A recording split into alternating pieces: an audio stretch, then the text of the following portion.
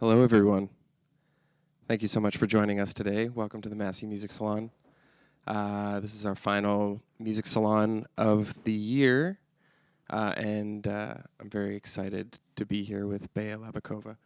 Before we begin, I just want to acknowledge that Massey College is built on the treaty lands and territory of the Mississaugas of the Credit First Nation, as well as the traditional territory of the Huron-Wendat, the Seneca, the Anishinaabeg, the Haudenosaunee, and the Métis people. This region directly north of Lake Ontario has always been a cosmopolitan meeting place where many peoples met and traded. Tukaronto is a Mohawk word meaning the place in the water where the trees are standing. This was once a marshland filled with rivers and trails leading all the way to what we now know as Lake Simcoe. In fact, for thousands of years, that lake was known as Lake Tikaronto. Now, since we're here to discuss music, I'd just also like to acknowledge the profound loss of traditional Indigenous songs and language that has occurred during the cultural genocide of many Indigenous peoples throughout Canada's history. These traditional songs and languages have become endangered due to the choices made by Canadian political leaders of our collective past, and I support all here in attendance to spend some time engaging with the myriad of Indigenous musics that have been and continue to be made on this land. So now it is my great pleasure to introduce the fantastic saxophonist and improviser, Bea Labakova. Bea is a Slovak-Canadian saxophonist and improviser whose music traverses free improvisation, avant-garde, modern jazz, and Slovak folk music. You can find her exploring and playing in ad hoc projects and new music ensembles like the avant-garde, future-proof, free improvised project No Beginning, No End, alongside Germaine Liu and William Parker, as well as the avant-jazz group Trio and the contemporary Afrobeat band Asiko Afrobeat Ensemble. Bea recently released an album, No Beginning, No End, recorded with percussionist Germaine Liu, as mentioned, and William Parker.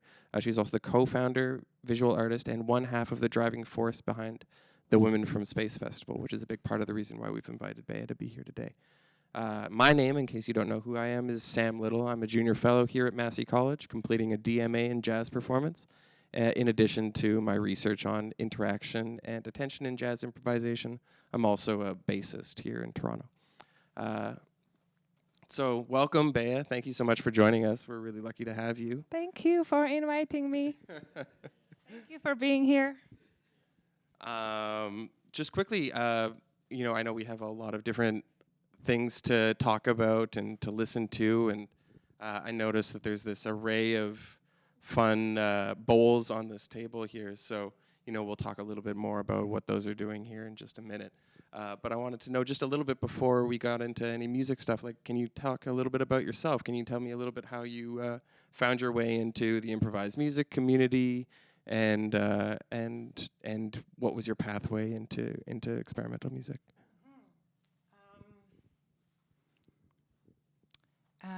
I think there are many pathways that merged into where I am now, and I think it all starts with the beginnings.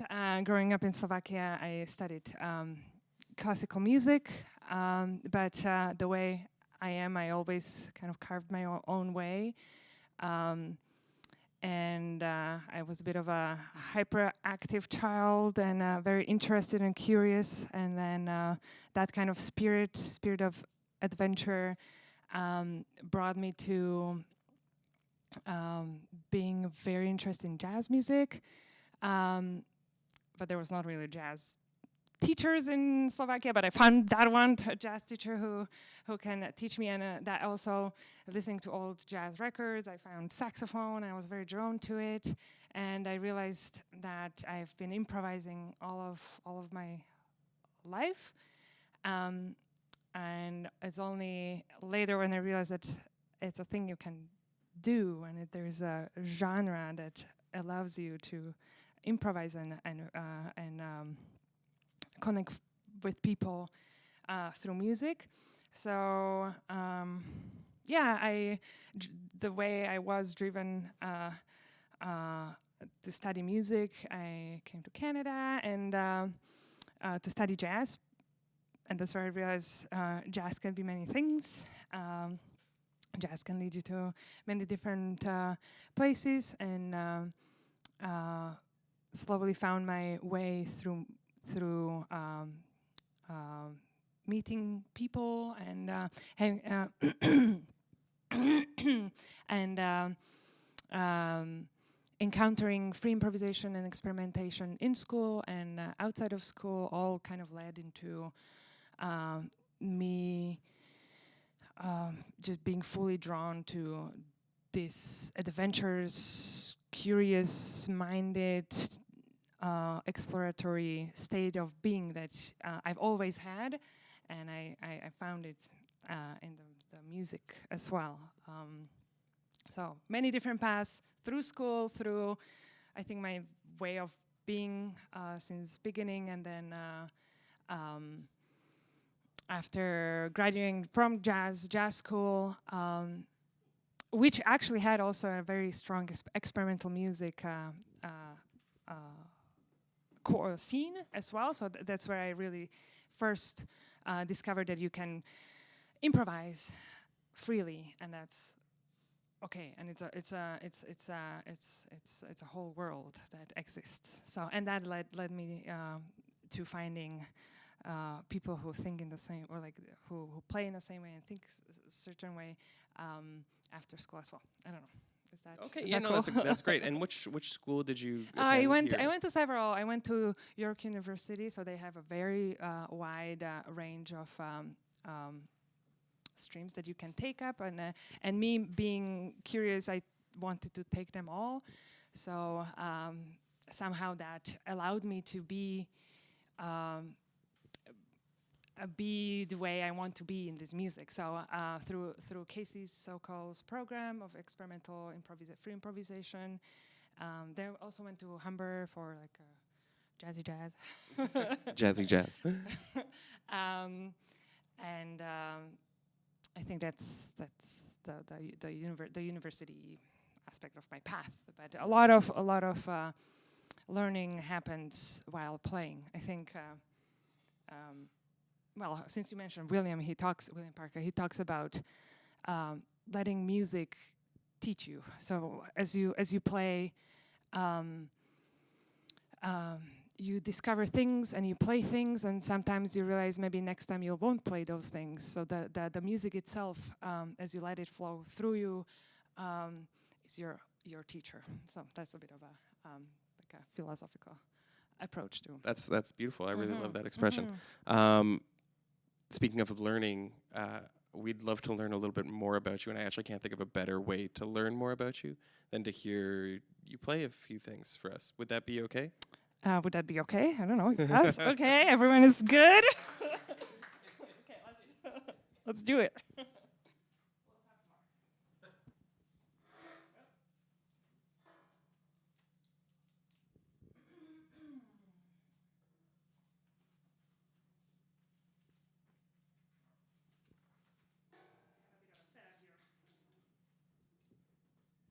In a true form of experimentation, there's a new setup that I haven't played before, so let's see how it goes.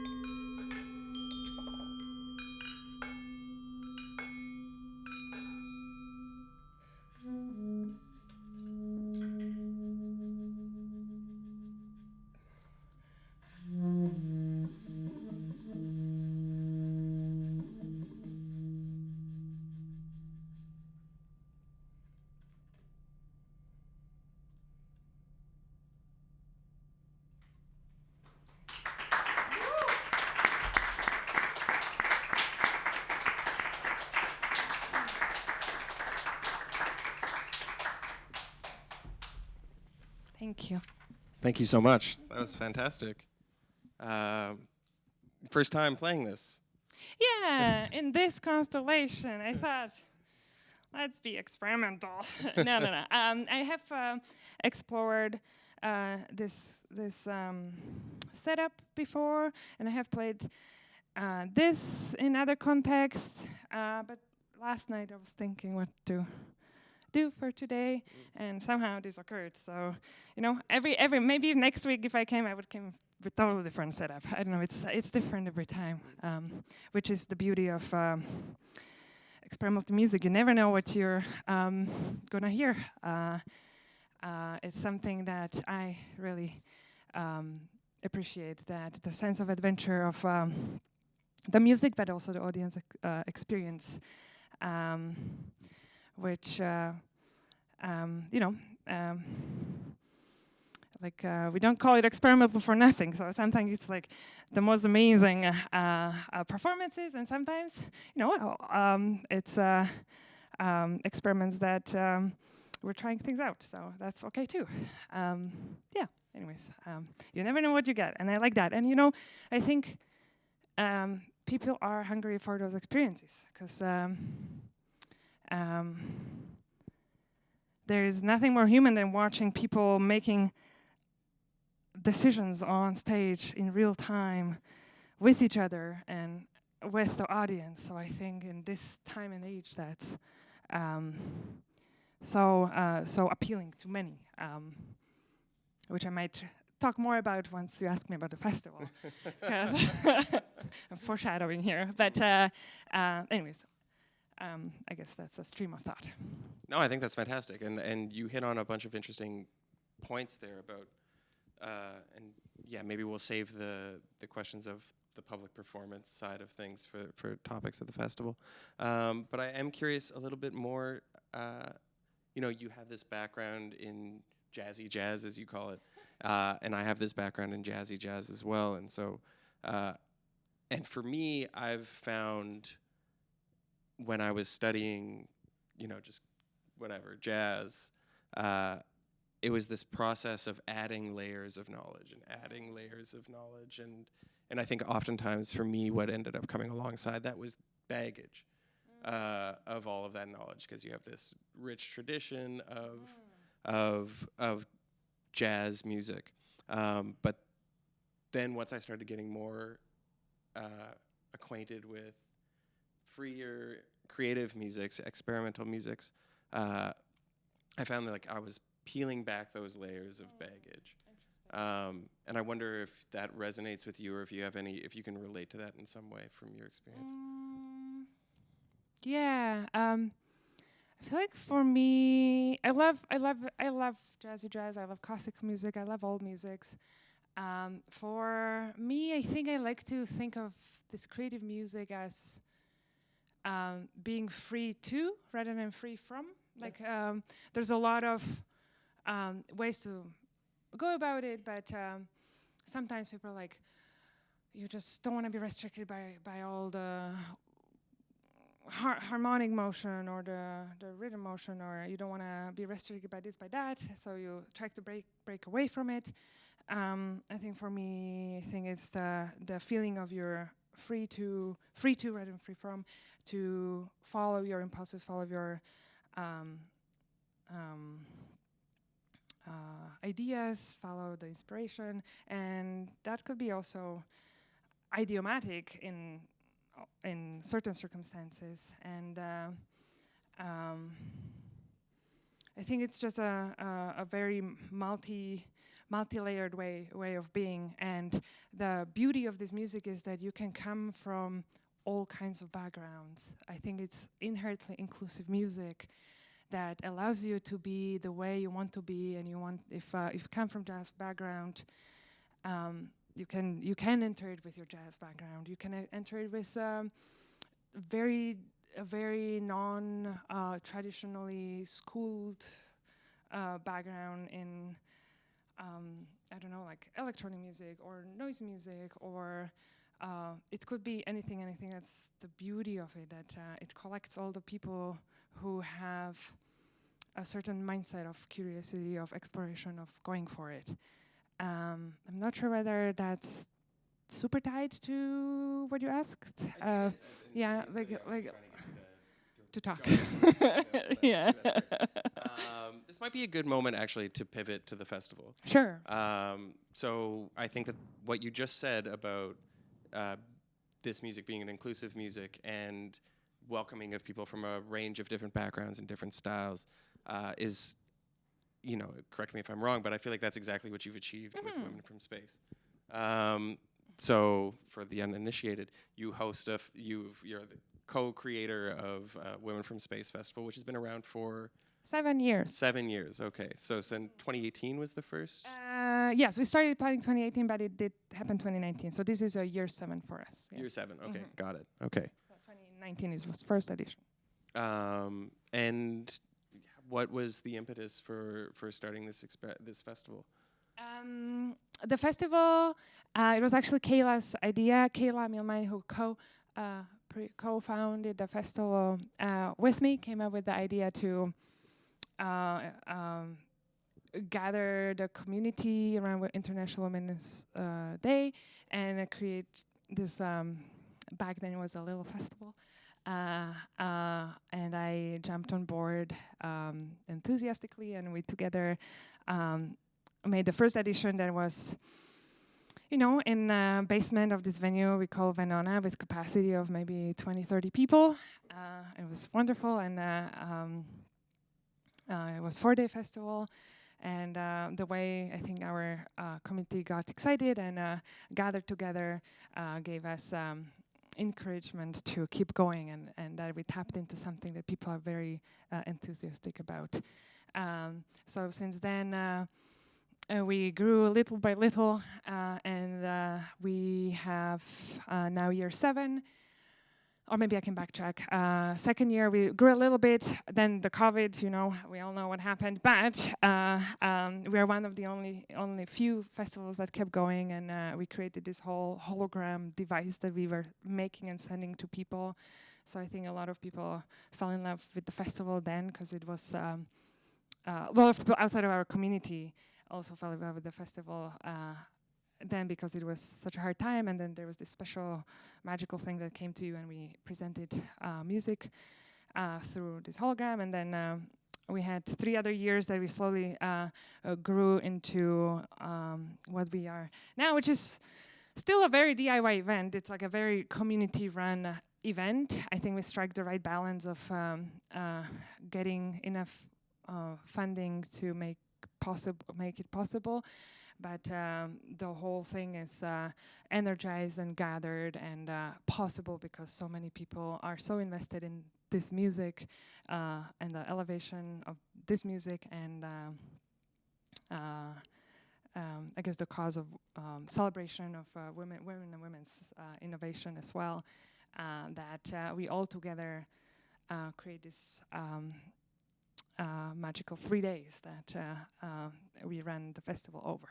Mm-hmm. And it's out of, now this year, it's out of 918? It's out of 918 Bathurst, yes. So it's grown in size and scope over the last 7 years. Yeah, Considerably then. Considerably, yeah. From a basement venue of 20 capacity, I think we're pretty much full for all 3 days, which is a capacity of 150 people, which is amazing. And to me, it's like, I never take it for granted. I never feel like people are still gonna come, but every year they come, and more people come who are usually not adventurous music listeners, and that's, to me, bonkers that people because we're so used to just walking in a room and knowing everyone in the room, and some of the most incredible music happens for 5 audience, and that's just like the life we live. So there's this event that has this festival has is kind of opening up some ears and eyes and hearts of many people who are now asking me, where else can we find adventurous experimental music like this? Because Toronto is really thriving. This music is thriving in so many levels. There's so many different groups that are doing incredible things all throughout the year. So I do try to let people know where else they can see. And we'll come back to that for sure, because I think it would be good to talk a little bit more about the experimental scene in the city as well, and we can big up some of our friends. But I think it's just I guess that's my previous thought about that.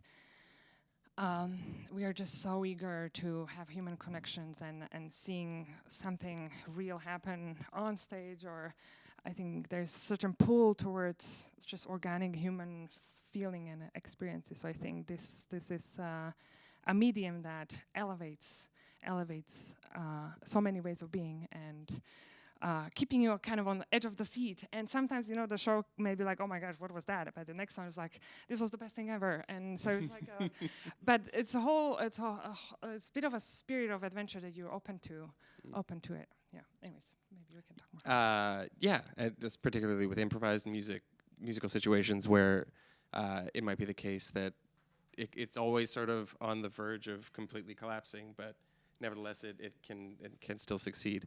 But you'd mentioned something about maintaining the festival throughout the pandemic, and as now we're fortunate to have a whole host of excerpts from the festival from previous years, in part, I imagine, due to the fact that you broadcast it online.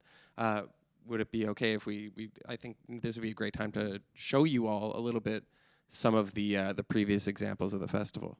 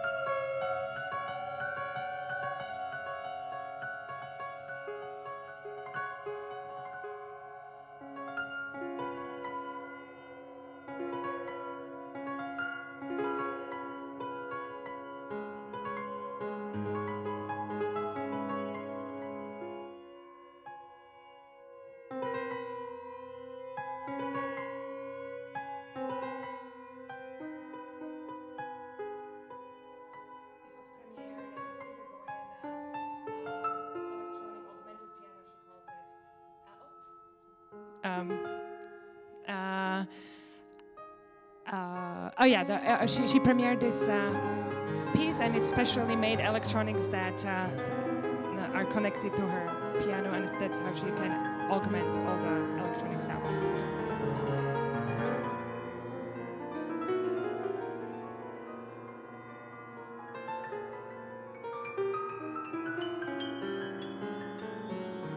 Eva going.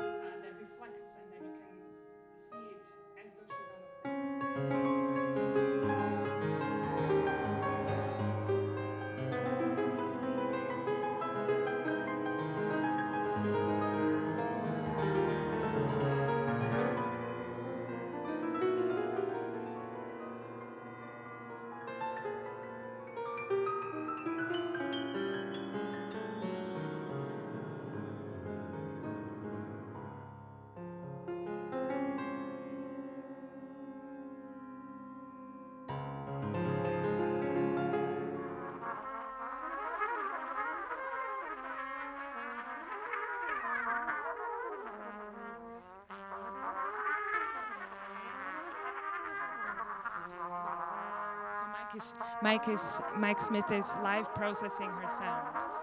So she's playing acoustic trumpet, but the electronics are created by Mike that is live processing there. That's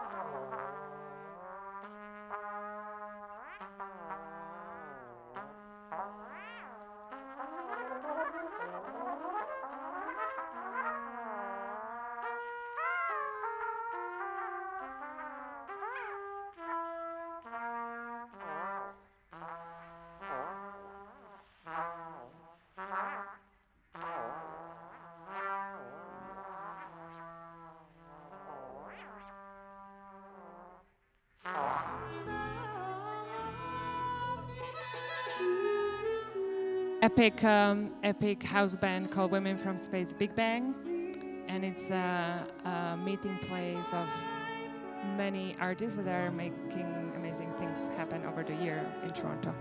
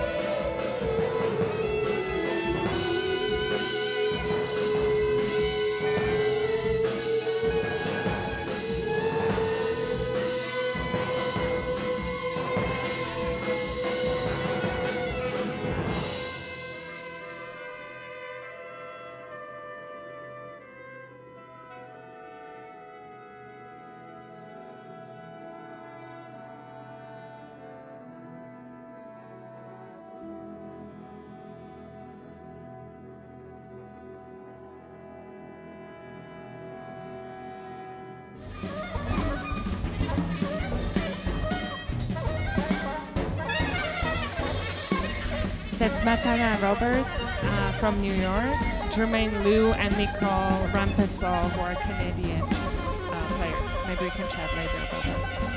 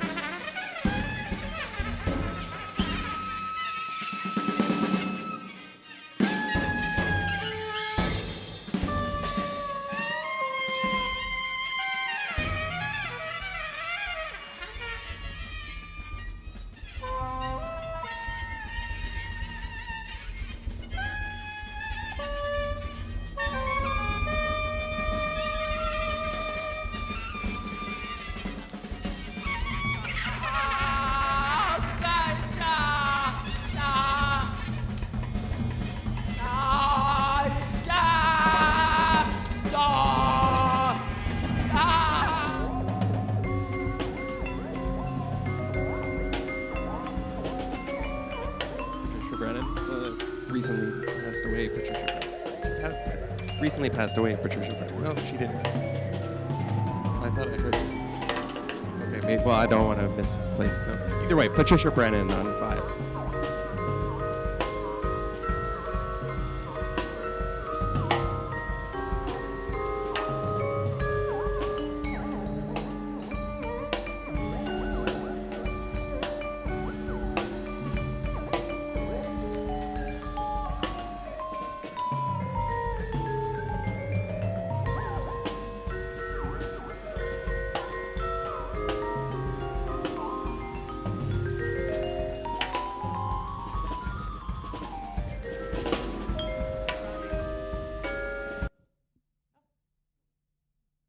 That's us. That's it. That's all of us.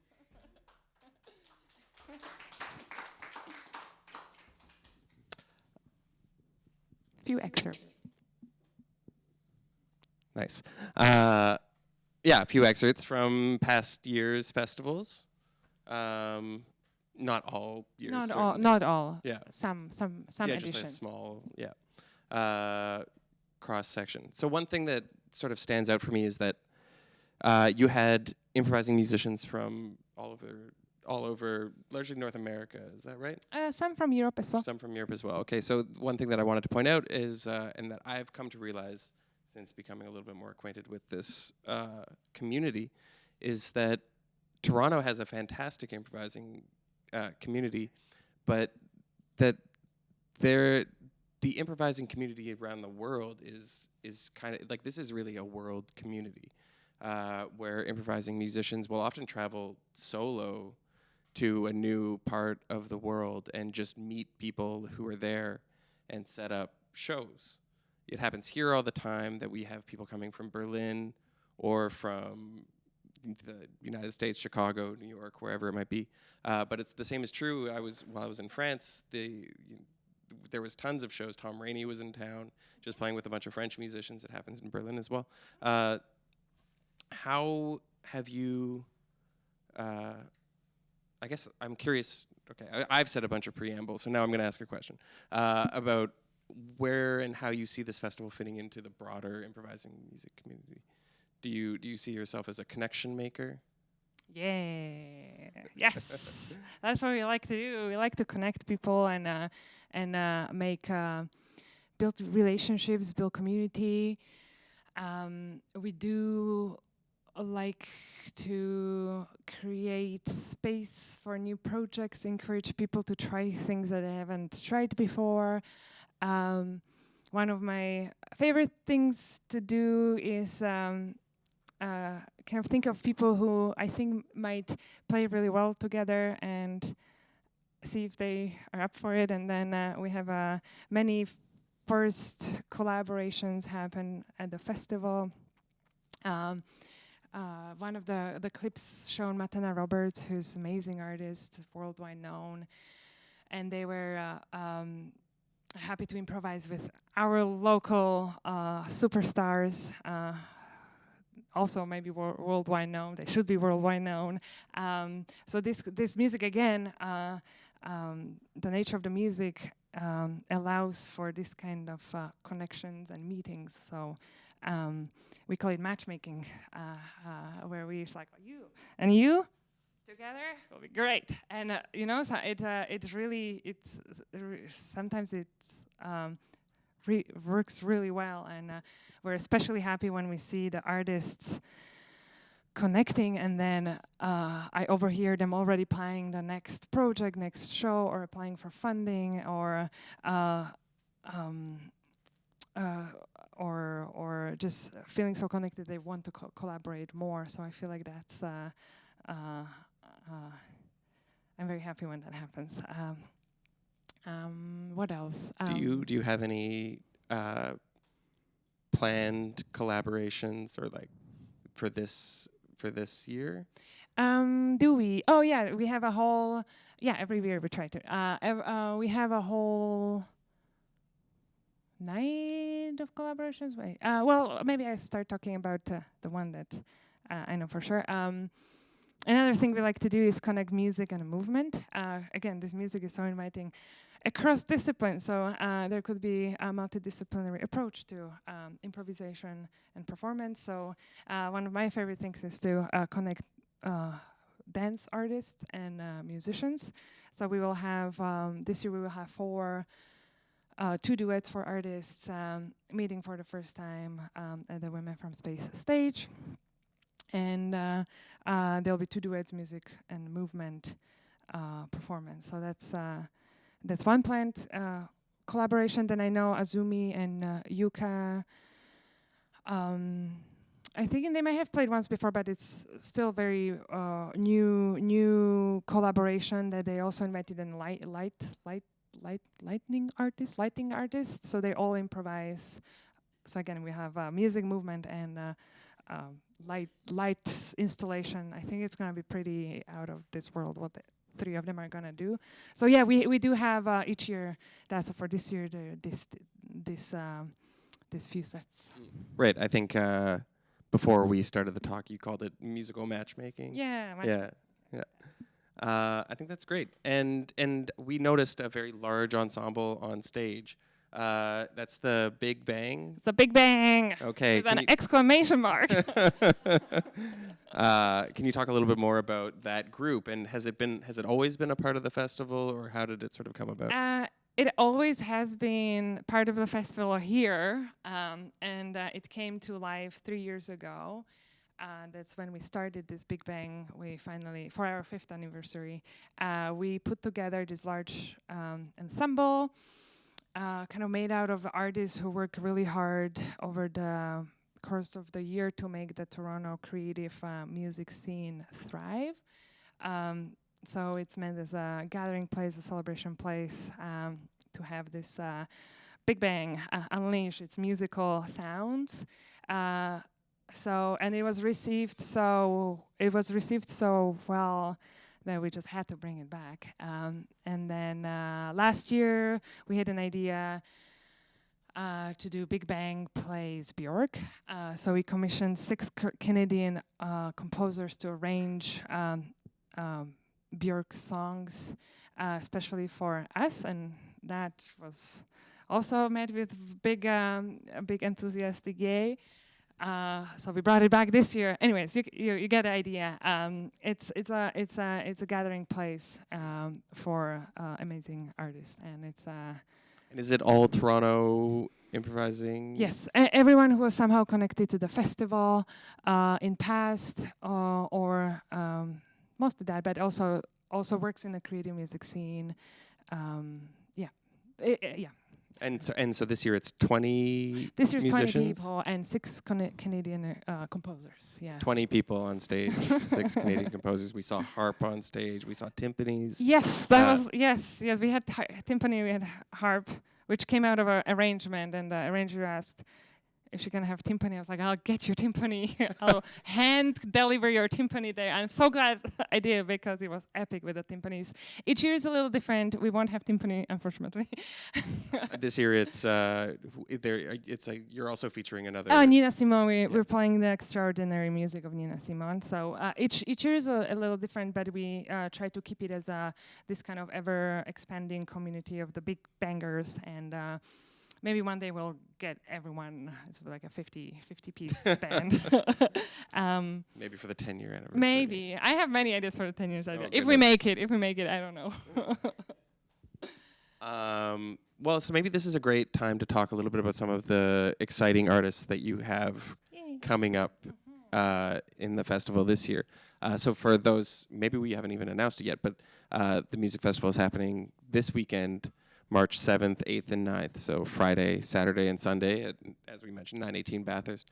And it's featuring a great range of artists, some of whom maybe we can see now. These are the... Sure, yeah. We have some excerpts from works that the individual artists have done in past, and they're going to bring either new collaboration or something similar to it to the festival.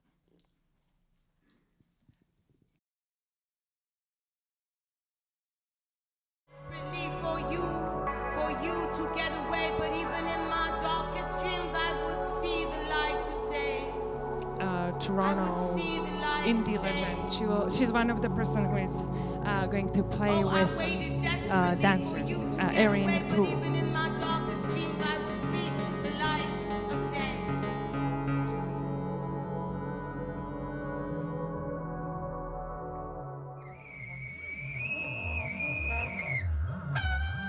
This is Azumi. She'll play with Yuka Honda and the light improviser designer. She's like an experimental Butoh dancer.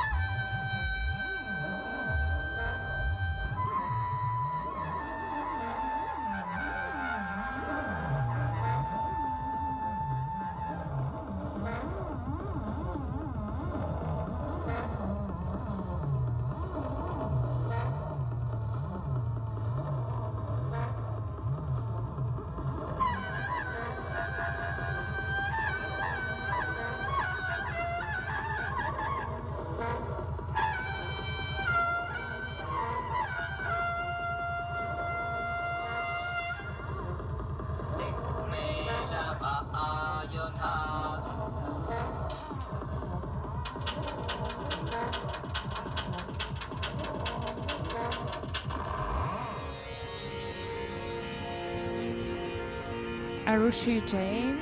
She's very much beloved modular synth player.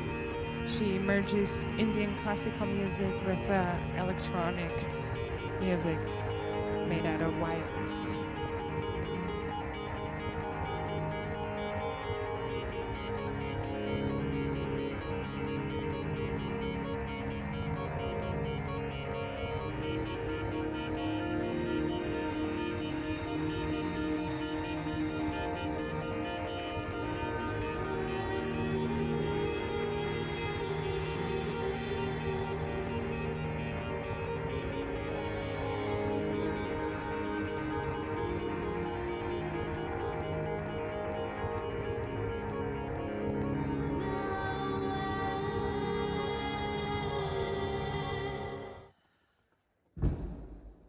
Erin Poole, she's one of the mover dance artist improvisers.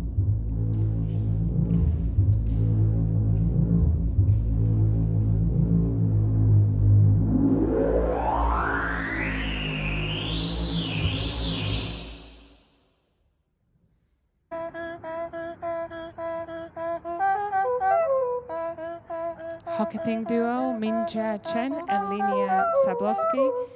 Hockets for Two Voices by Mira O'Reilly. It's mind-boggling.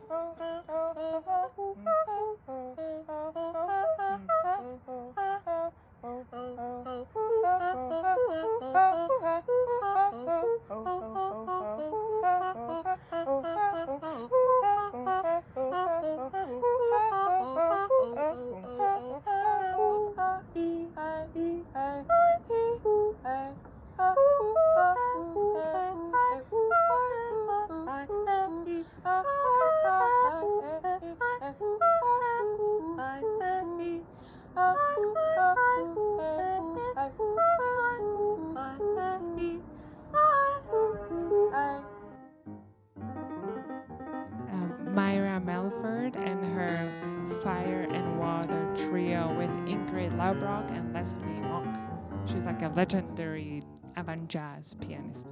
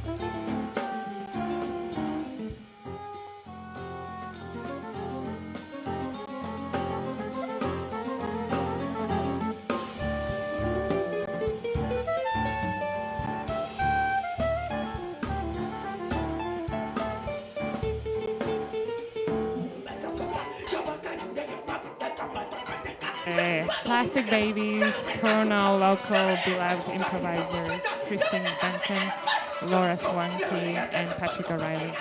They'll be releasing an album.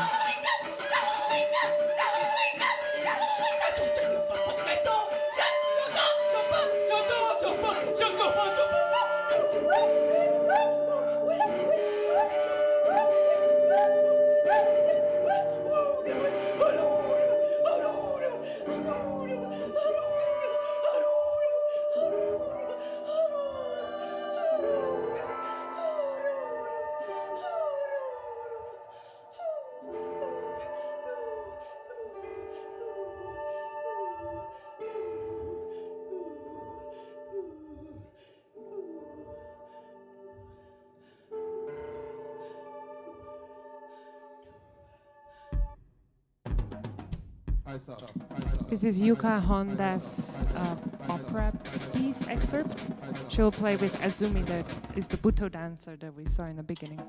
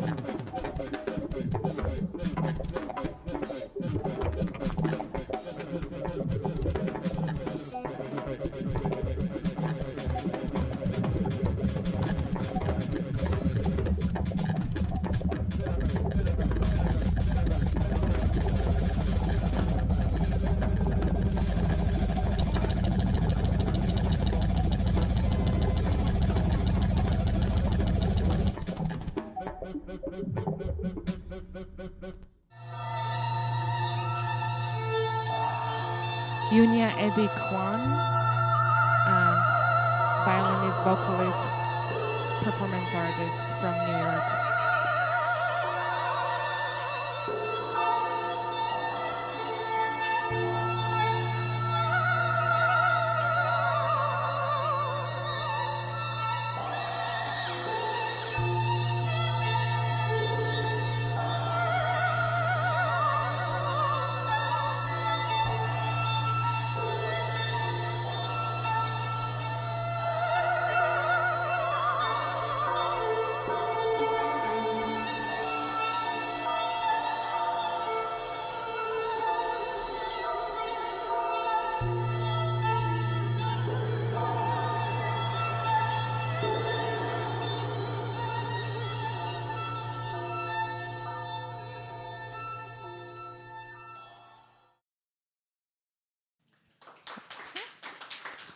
We're back. I had forgotten that I'd left that whole Yuka Honda excerpt in. But it was long, but it was also, I just loved it so much. I found it so compelling and completely arresting. So we only have a few more minutes before I think we'll flip it over to a Q&A. But there's one question I wanted to ask you just about. I know that the festival is explicitly, a celebration of women improvisers and women creative musicians and experimental musicians. Now, did you see this as and I guess you and Kayla collectively, so I don't want to make you answer for her necessarily, but do you view the festival as filling a gap in the improvised music community? You'd mentioned earlier that the improvised music community is sort of always already inclusive in a real sense. So do you see this more as a celebration, or do you see it as a filling of a gap, or or is it maybe both? I don't I know. think it's a both. I do love the celebration aspect. I think in this day and age, I think we want to be in a celebratory mode, and it's so special to share nice moments, joyful moments. So I think I'm all about the celebration part. But on the broader, from the broader like aspect, even from like my experience from like 2010 all the way to 2025 of being part of or like being a musician, being a woman musician, like there's been a lot of change, and it initially the woman from space, I think, had a little bit of a an aspect of creating space for women during this International Women's Day, but always in a sense of celebration and bringing the community together to celebrate this music, women's innovation, and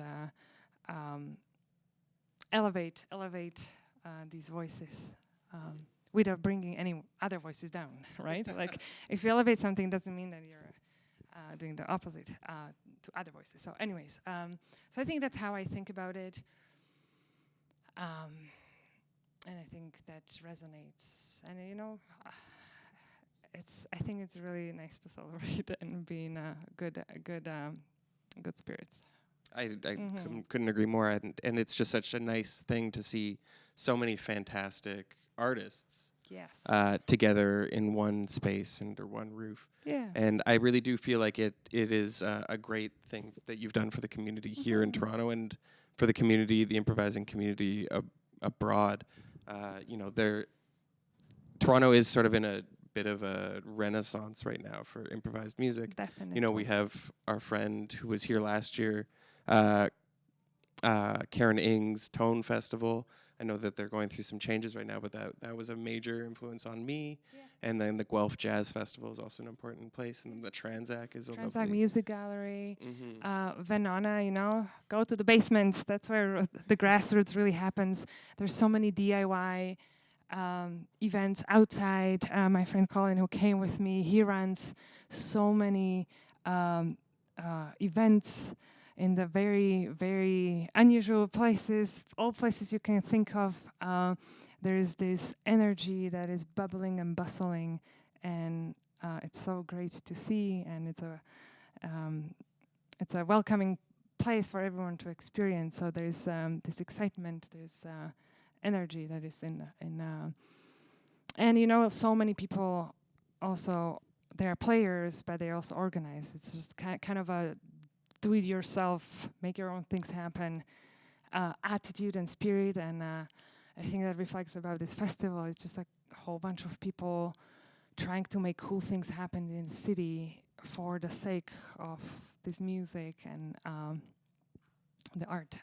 for the sake of there being cool things happening in the city. Yes, because you just have to make it yourself, and especially maybe it comes from the culture of just it's a niche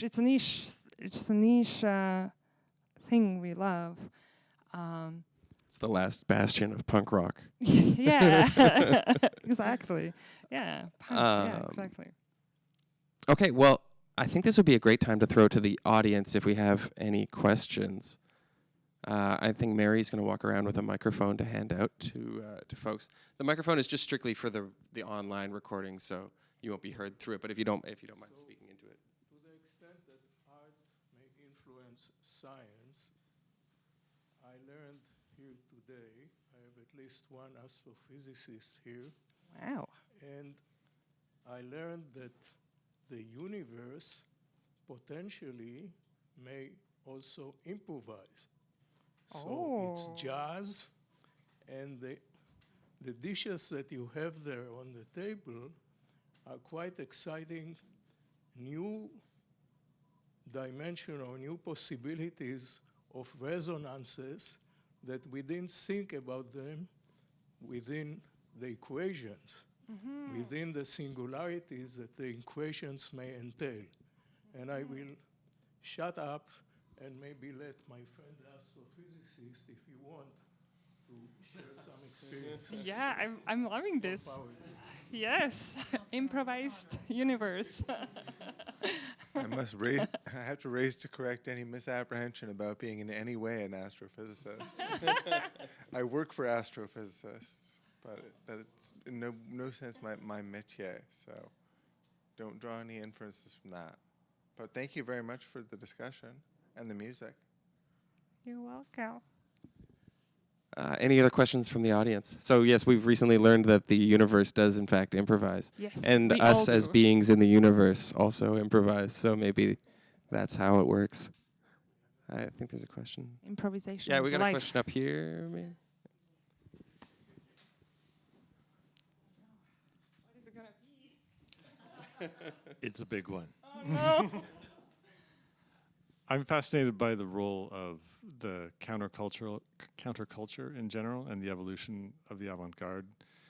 And I've heard some people in the community say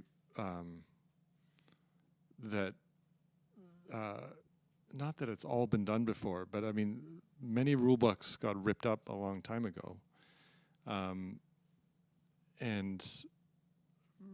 yeah, basically the role of the avant-garde in the current culture, especially because there are fewer and fewer places to find this. So thank you for building a community in which to do this. But even alternative media is so fractured, and the Wire magazine still publishes, Music Works still publish, but there's fewer and fewer, I think, even than when I was growing up, and finding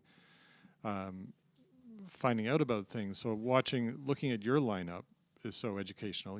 I know maybe a third of the people, and then the other 2/3, I'm like, that sounds fascinating, and I didn't know about them. So I'm just curious about what do you think, how thriving is the counterculture in large, and its importance in an increasingly algorithmic and programmatic environment?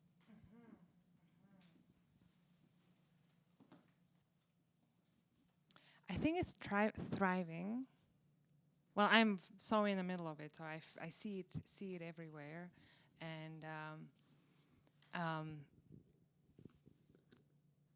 it's such a normal for me. So I don't see it as a counterculture. But you're totally right, because it is once you're involved in it, it's a bit of a bubble, and everyone normals is different. But also with experimentation, depends what your normal is. This might be a little side thought, but what is maybe experimental for the Toronto scene could be like dinner music in Europe or something, right? So, or like experimental what's experimental there, I don't know how we would handle. It's like it really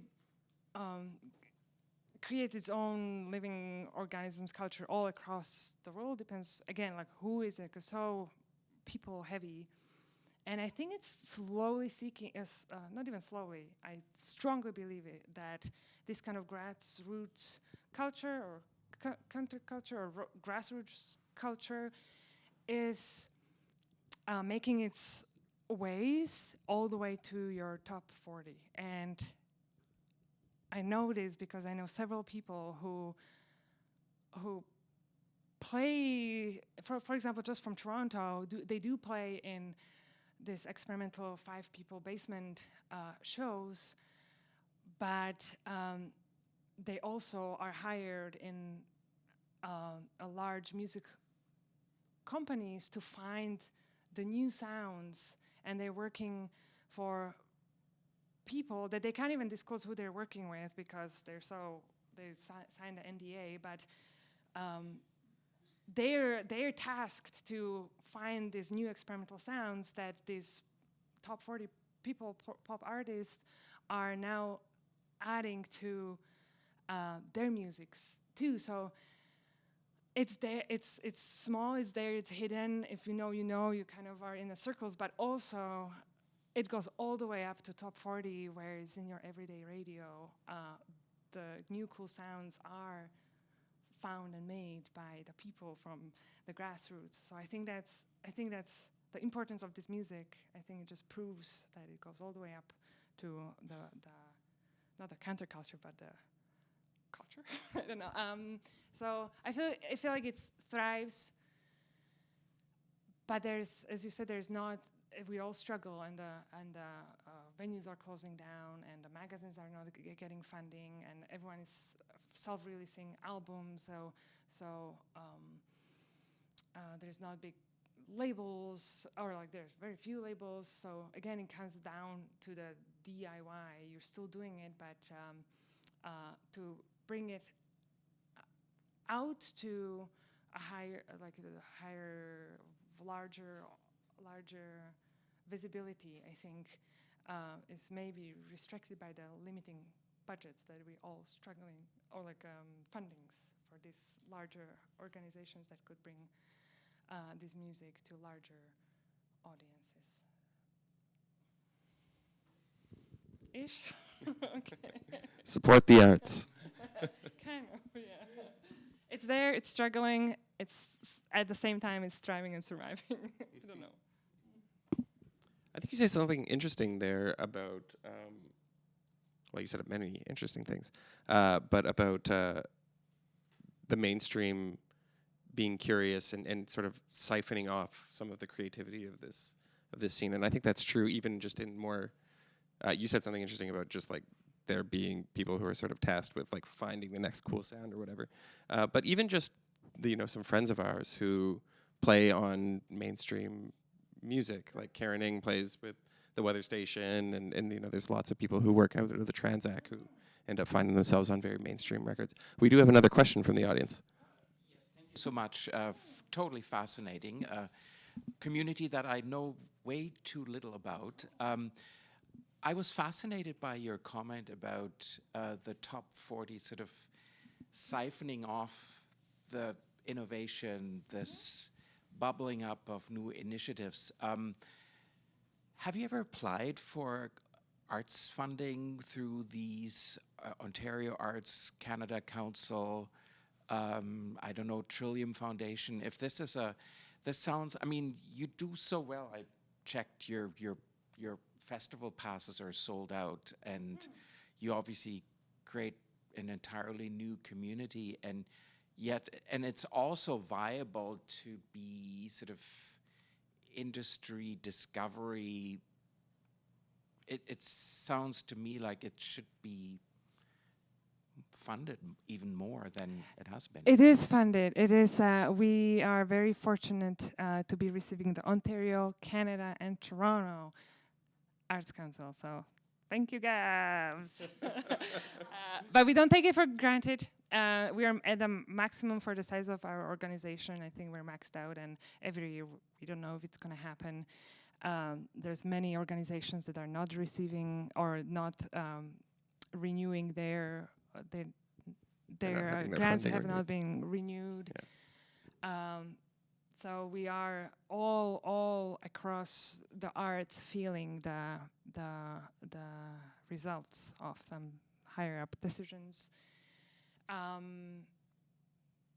So yes, we would not be able to bring international artists, and every grant money goes to the artists and the venue, and it's a great way to use that grant money because it goes directly to the pockets of the artists. So I think the government would be silly if they didn't give us more funding. But everyone is just pushing against the constraints. So yes, funding. That's a whole different, I think, discussion. I'm not sure if we want to get into it.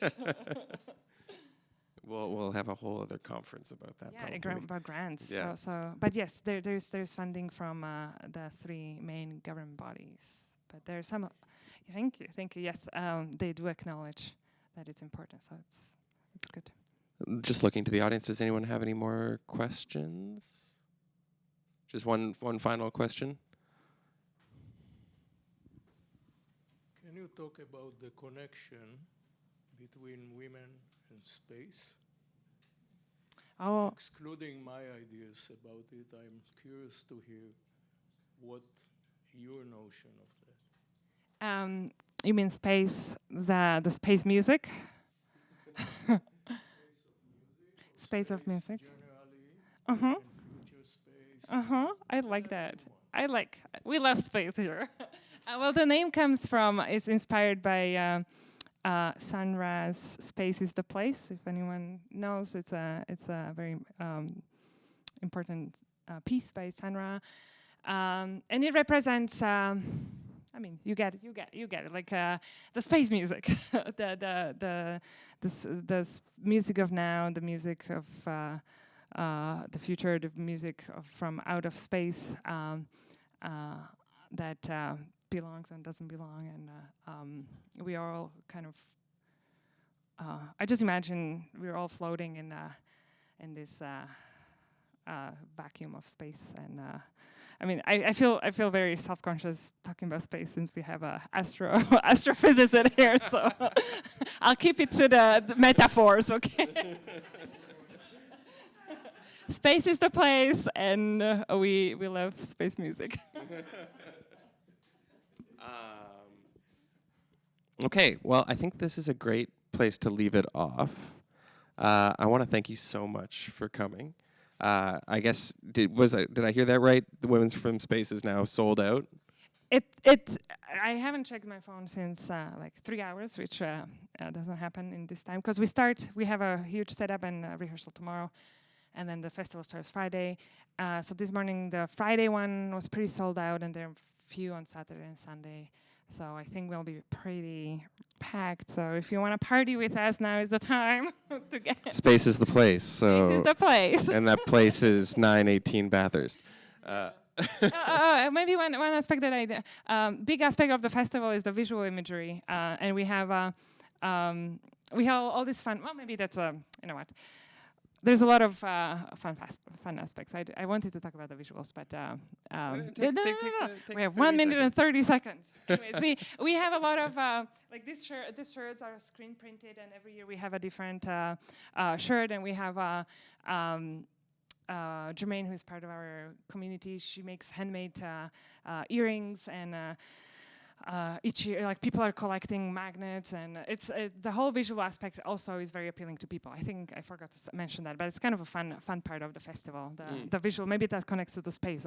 Every year we have a woman from space visiting, and it's modeled by one of the artists. So this is from last year, Mali and Alban Sawin, and this year's Unia's image, who's this person. So, anyways, that was just like a very pop thought.